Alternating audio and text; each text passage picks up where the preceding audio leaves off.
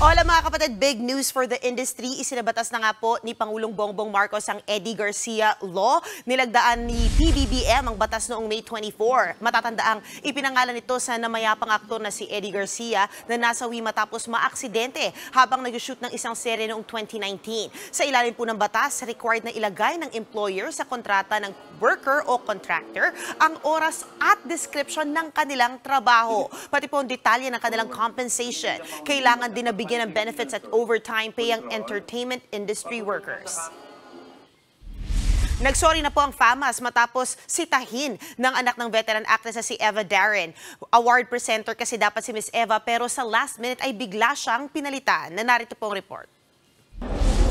Tinanggap na ng pamilya ni Miss Eva Darren ang sorry ng FAMAS matapos ang kontrobersiya sa awards night noong linggo. Nagsorry ito matapos na batikusin ang anak ni Eva sa isang social media post. Ayon kay Fernando de la Peña, isa pala dapat sa award presenter ang mommy niyang si Eva. Binigyan pa nga siya ng script na dapat niyang kabisaduhin.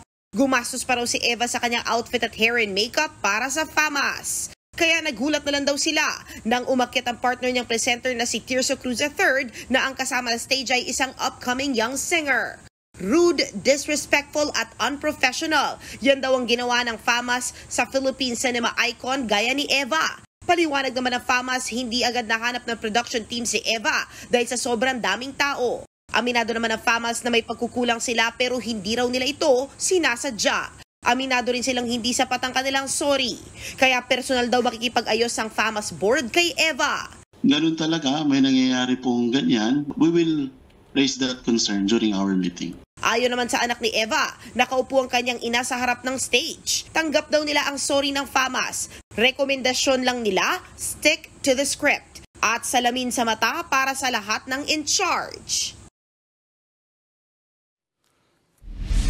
Nakiramay naman ang cast ng kapatid serye na Lumuhod Ka sa Lupa sa pagkamatay ni Direk Carlo J. Caparas. Kabilang po sa pumunta sa burol at nagpahatid ng personal na pakikiramay sa pamilya ni Direk sina Kiko Estrada, Sed Lucero at Renes Canyo. Si Direk Carlo ay isa sa mga manunulat na Lumuhod Ka sa Lupa. Ayon sa anak ni Caparas, kabilang daw sa huling habili ng ama ay ang Lumuhod Ka sa Lupa cast na bumisita sa kanya. No? At tingin naman daw nila, nagawan din syempre naingatan nila ang obra at legacy ni Direk Carlo J. Caparas. Marami pa raw itong gawa na hindi pa nailalabas.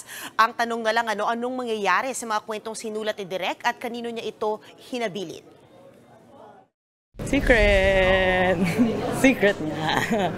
Secret mangyayari because, well, syempre, would I be anything like that kung sinabi ko agad yung game plan, diba? Basta, misteryoso si Direk Carlo J. Caparas and ako pa yung magsabi. Pero syempre, yung mga kwento nga ni Direk Carlo J, makakasama niya at kakulab niya rito ang Viva Entertainment. So abangan niyo po anong mangyayari dyan. Pero ito naman, hot topic online, ang pakikipag-usap ng fiancé ni Andy Eigenman na si Philmar Alipayo sa isang babaeng fan.